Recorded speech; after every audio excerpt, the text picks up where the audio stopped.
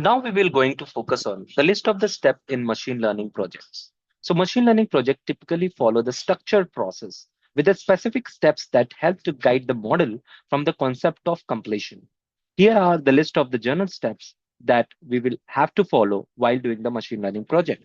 The first I would say is define the problem. So over here, we need to understand the business problem or the goal you are trying to solve. Second point that we will have collect and prepare the data. This is the most important step that we need to do. So the data collection is gather the data you need from the relevant sources. So it could be a databases, it could be a file, it could be an API, etc. Now we will move ahead with the data processing.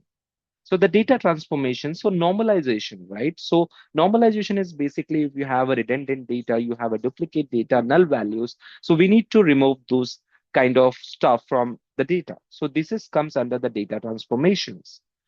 Next would be the selection of the model.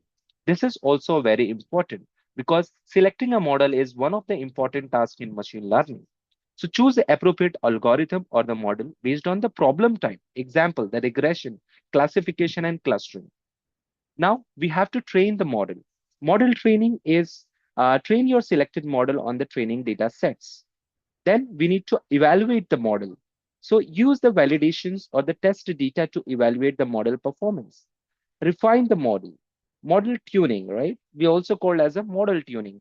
Based on the evaluation, we need to go back to adjust our features, try the different model or tune the hyper parameters further, right? So this kind of step we need to take.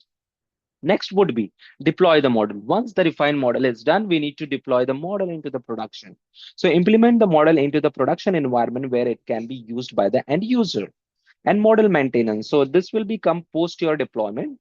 So if the model is a start performing properly over time, retain it with the updated data or adjust the features. And then final step would be communicate the results. Reporting, like the present the finding and result to the stakeholder. This could be in the form of visualization, report, and presentation. And here the Power BI comes into the picture.